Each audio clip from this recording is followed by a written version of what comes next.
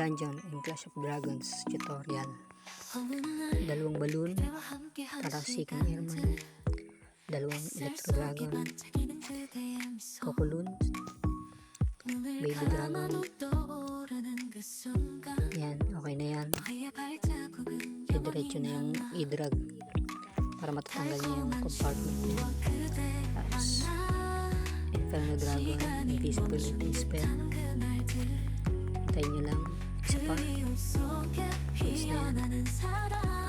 Tatlong lightning, isang earthquake, apat na lightning, isang earthquake, tapos Archer Queen ability, Lapag si King ability,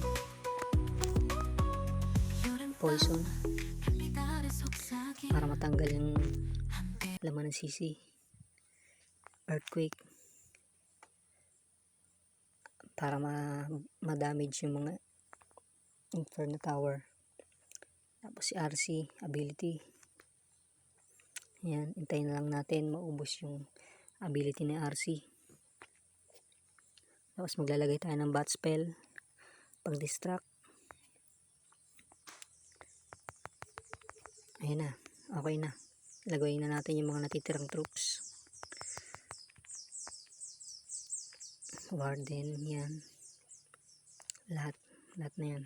Ititira lang natin yung minion. Pwede natin gamitin yung minion sa mga natitirang building sa taas kung meron. Pero malinis naman na, kaya standby lang natin yan. Ability ni Warden, nang nabawasan na yung mga buhay ng mga troops natin para mag-heal. Kasi naka-healing tome siya. Hintayin na lang natin yan. Kasi i-clear na nila yan. Gusto na yan mga lods. Minion, yan. Tapag na natin sa Archer Tower.